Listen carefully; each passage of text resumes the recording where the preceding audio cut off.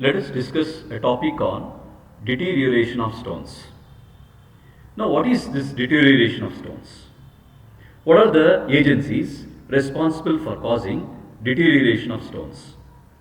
The first is alternate wetness and dryness. When the stones are subjected to rain, frost, and dew, so these stones will be subjected to wetness, and during sunshine, the surface of the stone gets dried. Because of this alternate wetness and dryness, the stones gets deteriorated. Second is the frost action. In hill stations or very cold places, moisture present in the atmosphere is deposited in pores of stones. The holes, the porous which is present in the stones, in this porous the moisture gets deposited.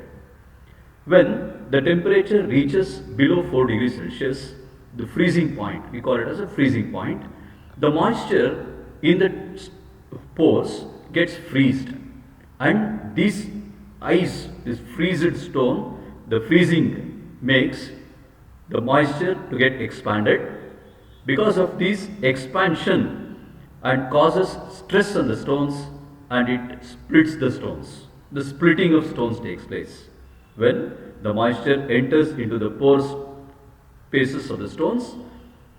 During this pore spaces, in these pore spaces, the freezing takes place.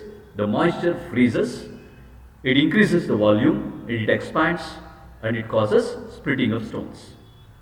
Next is impurities in atmosphere. The atmosphere contains various impurities which has adverse effects on stones. For example, acid and fumes are predominant in industrial areas. These impurities acts on carbonate of lime and causes deterioration of stones. Even the fumes and also the acid which is present in the atmospheric air, the acidic particles which is present in the atmospheric air like sulfur dioxide gas, nitrogen dioxide gas. So these gases, when it combines with moisture, it gets converted into the acids. So this affects the limestone part, the carbonate part of stones, and deterioration of stones takes place. The fourth point is the living organisms. Some living organisms like worms and bacteria, they act upon the stones and deteriorate them. The organisms make holes in stones and weaken them. This is living organisms also is one of the factor for deterioration of stones. Next is the movement of chemicals. If you are using two different stones in the same masonry, like limestone and sandstones are used side by side, the chemicals from one stone starts moving to the chemicals of other stones because of this action of atmospheric agencies, and also there will be movement of chemicals from one stone to another stone causes deterioration. And nature of mortar, the mortar which we use. The mortar which is used as a binding material to bridge two stone particles, may be such that it may contain some chemical impurities. If some chemical impurities is present in mortar, this will act on the stones. Sometimes the seeds which is present in the mortar, okay, the sand, if seeds are present in the sand, when this sand is used in the mortar, it may also leads to growth of plants. It also leads to deterioration of stones. The rainwater. Pure rainwater has no effect on stones, but it makes the stones to get moisture. But the rainwater, if it is contains some acidic particles, so acid rain we call it as. The sulfur dioxide gas, nitrogen dioxide gas, when it gets dissolved in water, so this type of rainwater, when it acts on the stones, it causes deterioration. Rainwater is also one of the agency for deterioration of stones. Now the temperature variations. The rise in temperature results in expansion of stones, and the fall in temperature results in contraction of stones. Because of rise in temperature and fall in temperature, frequently, when there is a frequent rise in temperature and fall in temperature, the stones, the expansion and contraction of stones takes place, which leads to deterioration. Vegetable growth or vegetation growth.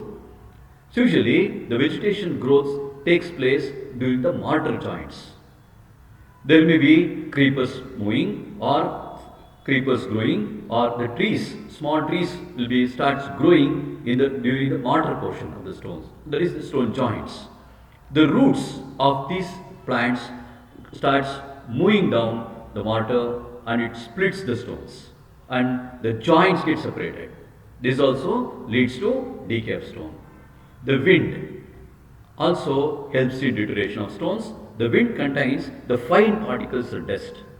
If it is blowing with high velocity, such particles strikes the stone surface and it causes deterioration. Now we have understood what are the causes for deterioration. Let us summarize this.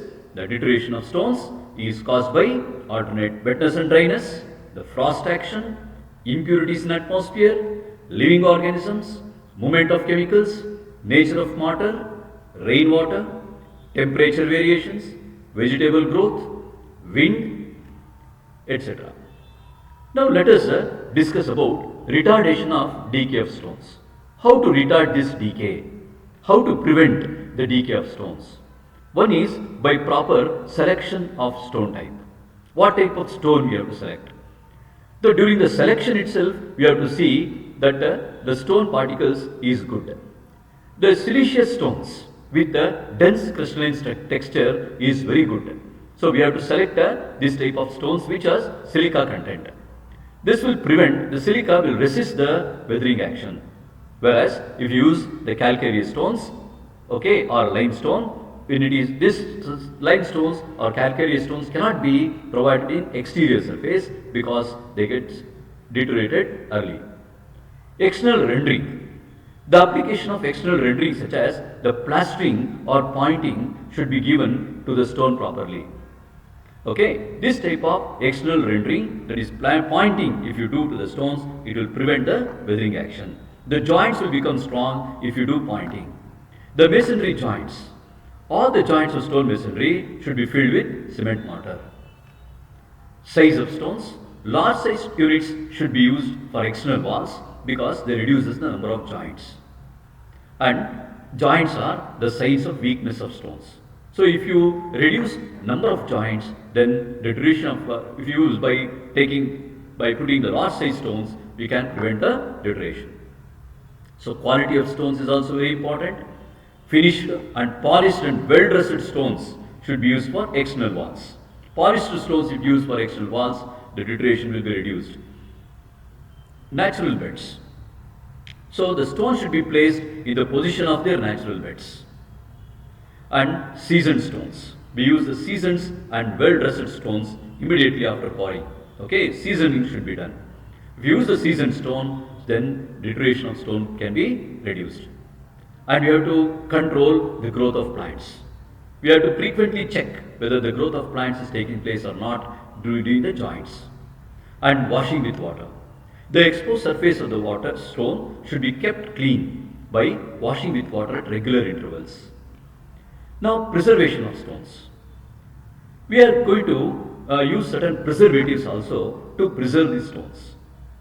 Now, what are the qualities of ideal preservative? If you want to apply the preservatives, what are the qualities of ideal preservatives? The preservative we should use should not allow moisture to penetrate into the stone. Whatever the preservatives which we are using on the surface, we should not allow the moisture to penetrate into the stone surface. We should not develop objectionable odor or color. See, the stone natural color should be retained. So what are the preservatives if you use? If this preservatives hides the natural color, then such preservative should not be used. And preservative should be hard so that it resists the various atmospheric agencies. What are the preservatives which are applying on the stone surface should be hard. And it should be easily penetrated into the surface of stones. It should be easy for applying also. And it should be cost wise, it should be economical, it should not cost much. And it should be non-corrosive and harmless for the health. Okay, and it should remain effective for a longer time after drying. Say, you should not get, even if this preservatives gets deteriorated in early time, it is of no use. So, the preservatives which are going to apply should last for longer duration after drying.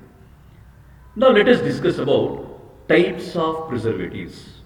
What are the different types of preservatives? One is oil paints. Application of this paint on surface serves as a preservative and the paint changes the original color of stone. Okay, the oil paints also can be applied on the stone, but one thing in oil paints is these paints will lose when you apply this paint on the stone surface, the original color of the stone will be diminished. Linseed oil. This is another type of preservative called linseed oil. This preservative may be used either as a raw linseed oil or boiled linseed oil is applied to external surface of the stone. Raw linseed oil does not affect original shade of stone. For durability, for improving the durability, it needs frequent application. Boiled linseed oil changes the original shade of the color and renders the surface dark. But if you use the raw linseed oil, you have to apply on the surface. So linseed oil is also one of the preservative which is applied on the stone surface. Coal tar. Coal tar is applied on the stone surface. It preserves the stone, but color of the coal tar is objectionable, produces objectionable appearance. So coal tar also may be used.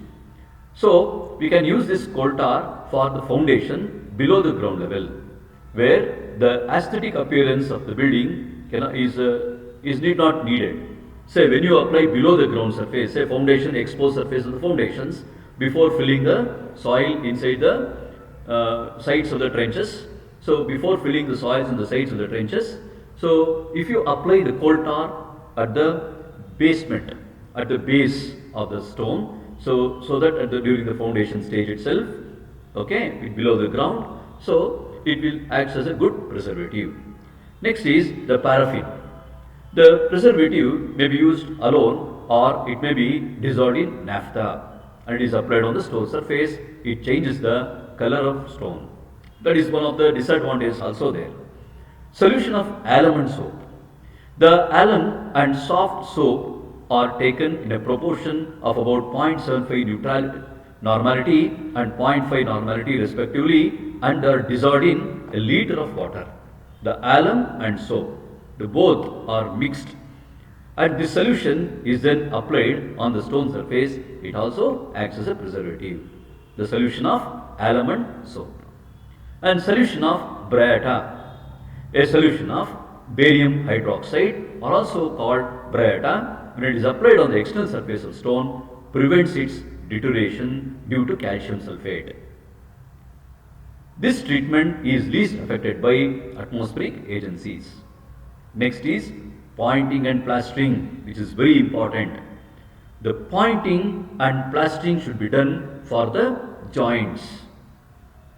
And this type of pointing and plastering, if you do, it prevents the entry of atmospheric agencies or entry of water into the joints.